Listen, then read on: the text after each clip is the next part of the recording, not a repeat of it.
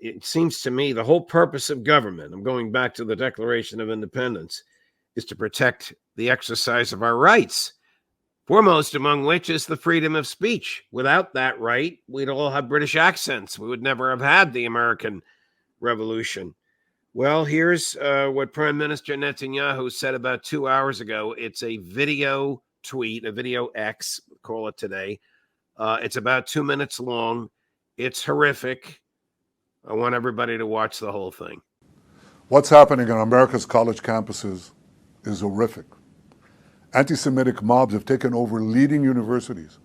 They call for the annihilation of Israel. They attack Jewish students. They attack Jewish faculty. This is reminiscent of what happened in German universities in the 1930s. It's unconscionable. It has to be stopped. It has to be condemned, and condemned unequivocally. But that's not what happened.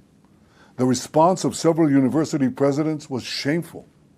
Now, fortunately, state, local, federal officials, many of them have responded differently, but there has to be more. More has to be done. It has to be done not only because they attack Israel, that's bad enough. Not only because they want to kill Jews wherever they are, that's bad enough.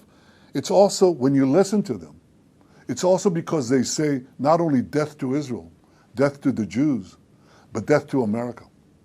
And this tells us that there's an anti-Semitic surge here that has terrible consequences. We see this exponential rise of anti-Semitism throughout America and throughout Western societies as Israel tries to defend itself against genocidal terrorists. Genocidal terrorists who hide behind civilians. Yet it is Israel that is falsely accused of genocide. Israel that is falsely accused of starvation and all sundry war crimes. It's all one big libel. But that's not new. We've seen in history that anti-Semitic attacks were always preceded by vilification and slander. Lies that were cast against the Jewish people that are unbelievable, yet people believed them. And what is important now is for all of us who are interested and cherish our values and our civilization, to stand up together and to say enough is enough. We have to stop anti-Semitism because anti-Semitism is the canary in the coal mine. It always precedes larger conflagrations that engulf the entire world. So I ask all of you, Jews and non-Jews alike, who are concerned with our common future and our common values, to do one thing. Stand up, speak up, be counted. Stop anti-Semitism now. Wow, where to start with this, Aaron?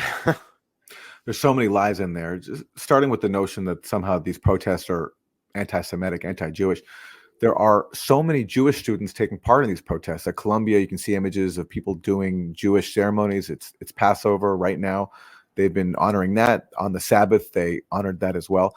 But even if there weren't a single Jewish person there, a Jewish person of conscience taking part in these protests, even if there weren't, still the claim of anti-Semitism would be just as ridiculous, because what are these people actually there for? They're there to protest mass murder, the industrial slaughter of children in Gaza. That's what everyone is opposed to. And the fact that Netanyahu feels compelled to make a video slandering them and urging action against them, it speaks to how dependent he is on U.S. support and how fragile his entire operation is, because he knows what he sees in those protests is moral leadership, which threatens his genocide campaign. He's worried about it spreading. He's worried about other people following suit and catching on and joining the wave of moral courage that it takes to put your body on the line to protest the mass slaughter that he's presiding over. So that's why he feels compelled to come out and make this video, because he knows that he cannot do his mass murder campaign without U.S. support. And he knows what happened during the Vietnam War, when massive student protests helped build the momentum to finally put an end to that horrible war. And he's trying to avoid a repeat of that in so many other cases where grassroots movements have had a positive force in the world. So therefore, he's resorting to the lowest libel possible, accusing people of being anti-Semites. And then he says Israel's falsely accused of genocide and starvation. Well, the ICJ disagrees. The International Court of Justice said there are reasonable grounds that Israel might be committing genocide and that this should be investigated further. So many human rights groups have said that Israel is deliberately starving the people of Gaza. Israeli officials have said they're deliberately starving the people of Gaza. So all Netanyahu has is this blatant attempt to weaponize the horrible history of anti-Semitism, the history of the Nazi Holocaust, which he has the just, it's so shameful to try to invoke the Nazi Holocaust, to try to demonize people who are protesting a current Holocaust that he is waging. And he has to call for censorship of these people, which is not the first time he's interfered in U.S. domestic politics. It's amazing how we let this country, this fanatical country, have such an influence on domestic issues to the point where they feel entitled to go ahead and call for censorship of people protesting their crimes. Thank you for a brilliant and articulate dissection of what he said. I know you hadn't seen that before because it just came out. So your comments were from your head and from your heart, and I thank you for it. It was difficult for me to watch it and difficult for me to play it, but those who are viewing the program understand that we have to expose him for what he is, the head of a criminal government that runs an apartheid that is engaged in genocide, all financed by the American taxpayer.